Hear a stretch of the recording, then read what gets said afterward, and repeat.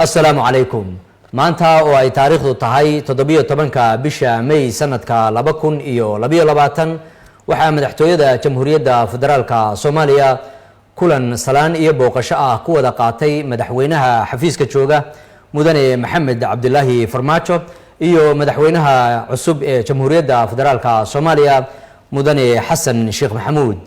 ugu horeynba waxay labada madaxweyne iska xog wareysteen xaaladda guud ee dalka iyagoo hoosta ka xariiqay sidii wadajir loogu sii ambaqaadi lahaa dadaalada dib u dhiska dalkeena madaxweyne Maxamed Cabdullaahi Farmaajo ayaa mar kale ugu hambaliyeeyay walaalkiis madaxweyne Xasan Sheekh Maxamuud xilka loo doortay ee madaxweynaha tobnaad ee Jamhuuriyadda Federaalka ee Soomaaliya isagoo alle uga bariyay in uu u fududeeyo mas'uuliyaddan culus waxa madaxweyne Farmaajo sidoo kale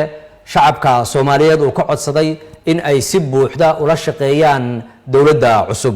dhankiisa madaxweyne Xasan Sheekh Maxamuud ayaa uga mahad celiyay madaxweyne Farmaajo dadaaladii horumarineed ee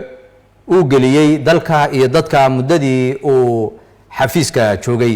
madaxweyne Farmaajo ayaa magacaabay guddi qabanqaabinaysa munaasabadda xilwareejinta guddigaas oo uu madax ka yahay agaasimaha guud ee madaxtooyada